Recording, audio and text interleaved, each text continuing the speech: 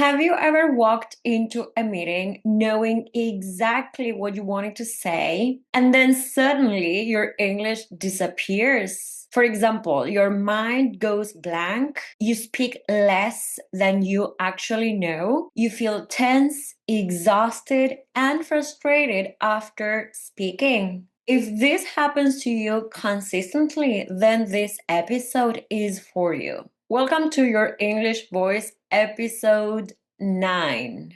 A free experience inside the world of Inglés con Victoria to help you sound as confident, clear, and professional in English as you do in Spanish. Every week, I'll bring you short, potent trainings that will help you amplify your global presence and own your English voice. My name is Maria Victoria Perez. I'm a neuro language coach, teacher of English, and accent specialist, and I'm also the founder of Inglés con Victoria. And today we're going to go deep into the underlying reasons why you can't speak English confidently or even have access to it in professional settings yet. Here's the truth that most people don't know. To develop and truly own your English voice, you need to know what happens at a brain level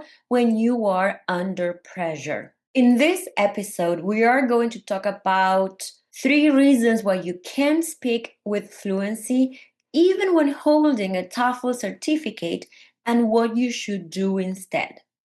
Built-in language so you can change how you think and therefore how you show up in meetings. And an invitation to check out my private mentorship, Smart English, where we go much deeper and train smarter, not harder. This is not about trying harder. This is about taking the right actions at a root level. So let's get started. So the first reason why your English seems to disappear under pressure is quite obvious, but still often neglected. You need more intentional speaking practice. But hear me out, more intentional speaking practice. One thing is to read and understand English. Another very different thing is to express your ideas clearly and also retrieve the language at a blink of an eye. Many professionals believe that speaking English regularly will be enough. Often they share some techniques with me, such as if I speak with my friends every day, I will improve my speaking skills. But that alone is not intentional practice.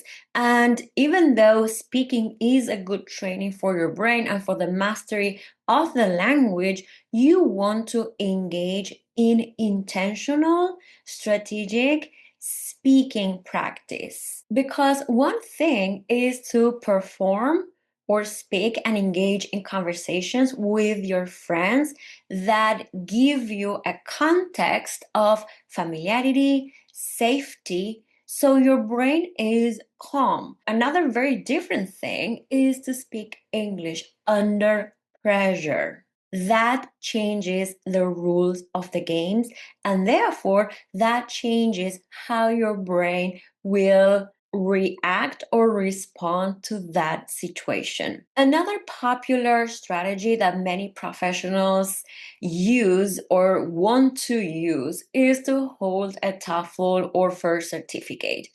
And even though those certificates can be great strategies for acquiring the knowledge of the language, usually the training for developing skills that you can use in a professional setting are not enough. That's why you're still feeling anxious in a meeting when it's in English.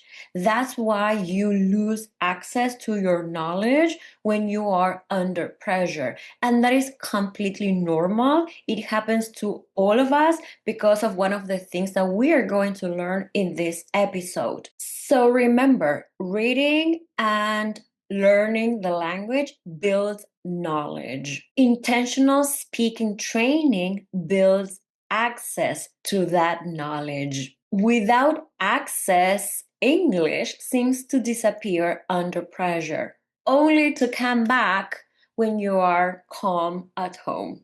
Now that we talked about intentional speaking practice, let's move on to the second reason. So, the second reason why you seem to lose access to your knowledge of English when under pressure is because the training that you have received to build that knowledge is not brain friendly enough. You haven't made the right connections to build strong memory pathways that will make it easier for you to retrieve the knowledge when under pressure. Most traditional language courses teach English using mostly one part of the brain, which is the analytical, the left part of the brain. But fluent communication in English in professional settings require to learn English using the right hemisphere of the brain with the left hemisphere of the brain. When your training is not fully engaging your brain at its highest potential, then things like this commonly happen. You don't build strong memory pathways. Retrieval becomes slow. You might feel blocked under pressure. The brain learns faster when it's stimulated from different angles. For example, emotion, voice, movement, different types of context. The more you engage your whole brain, the easier it will be for you to learn. Because what you're actually doing, you're tapping into the natural or the innate capacity of the brain to learn. When you don't learn English with your brain in mind, your English may work in calm situations when you're with your friends, for example, but in high stakes situations, your English collapses. The bottom line is clear. Weak brain stimulation creates weak brain connections. And under pressure, weak connections don't hold. So now that we talked about the role of learning English with your brain in mind, let's move on to another reason which is so important, and it has to do with learning some things about your brain. So, this third reason has nothing to do with your level of English. This scenario will feel very familiar because this happens to most of us. So, maybe you learned English for years, you even may hold certifications, and still in professional global settings, you feel anxious. And because of this, you don't speak up, you're not sharing your full expertise, and you're not tapping into one of the most powerful strategies to advance your career, which is visibility. And this happens because your brain is hijacking you. When I started working from a neuroscience perspective and became a neurolanguage coach, everything changed for me and for my students as well. Because growing an international career while constantly feeling tense around meetings is truly exhausting. Maybe you prepare for days before the meeting, you rehearse like no one else the day of, and then after the meeting, it takes a whole lot to recover from that stressful situation. And then feeling frustrated because all that you prepared didn't come out the way you wanted to. And this has all to do with what's happening beneath the surface. It has nothing to do with your level of English, but everything to do with some of the needs the brain has. The brain has primary needs, and they are not just money, food, or water. It also has social needs such as belonging, safety, certainty, and status. When these needs are threatened, the brain activates a very popular, well known threat response or defense response, which is the fight or flight, fight, flight, or freeze response. Let's take status for this episode. As professionals, losing status can really be a huge threat to the brain. So imagine this situation. In Spanish, you're senior, you're well respected, people look up to you, and you have a particular way of expressing your ideas that you easily influence people. But in English, that's a different story.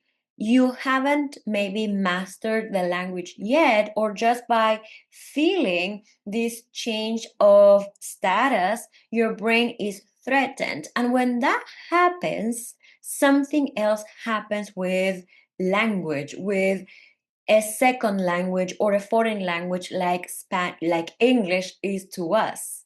So when the brain feels threatened, for example, if we perceive that our status is decreasing, the brain will have this automatic response of a defense mechanism. So the limbic system will activate. Now, the problem here is that when the limbic system is activated, then all the resources go for this fight or flight response. And all the resources that we need to think clearly, to access our memories, to understand, to decide, are limited, are reduced. That's why we lose access to your memory. And because English is not your native tongue, you don't remember words that well in high stakes situations. Now, this is a huge problem because not only access to your English is affected, but also your ability to think clearly. There are a lot of connections that are made and that are not accurate. So mistakes are very common under a threat state. And yes, this is going to happen and be real in Spanish as well. But for us, non native speakers of English, this takes a toll in our English fluency. So, in a threat state, English doesn't flow, collaboration doesn't flow, and learning doesn't flow. This is not a smart way to do anything, whether that is learning, having a conversation, a meeting, a team meeting, that is not going to be very productive or effective. So the bottom line is that it's not lack of English, it is a lack of access to that knowledge because you are in a threat state. Now, let me give you some inbuilt language so that when we start repeating these phrases, we're also changing the mindset, how we think. And therefore, when we change how we think, we change how we show up in these situations. So, what I want you to repeat is these phrases. I lose access to my English under pressure. I lose access. Access to. I lose access to my English under pressure. My brain goes into survival mode. My brain goes into survival mode. Goes into. Goes into. My brain goes into survival mode. I'm working on speaking from a regulated state. I'm working on speaking from a regulated state. So let's recap. Your English doesn't disappear because your level is low. It disappears because you lack intentional speaking practice. Your brain is not stimulated the right way, and your nervous system detects a threat just like a decrease in your status. So here's the core idea. At an advanced level, the problem is not English. The problem is a threatened brain. So when safety comes first, fluency flows. And even though it is one of the responsibilities of the leader to create psychological safety just by, for example, providing certainty, making sure everyone's status is not threatened, or taking into account other primary needs of the brain so that the team can work more effectively and more productively, I also think that you can't give that power away to someone else. You can learn the tools to regulate your brain and then perform efficiently in any setting because that's in your best interest. So when you understand how the brain works, you stop fighting yourself. What I taught you here is just a small part of what I teach and what we train in Smart English. This is another mentorship of mine, which I love, and the results that we got from it are exceptional. So if you're interested in learning more, check out all the information down below. So that's going to be all for today, and I hope to see you next week.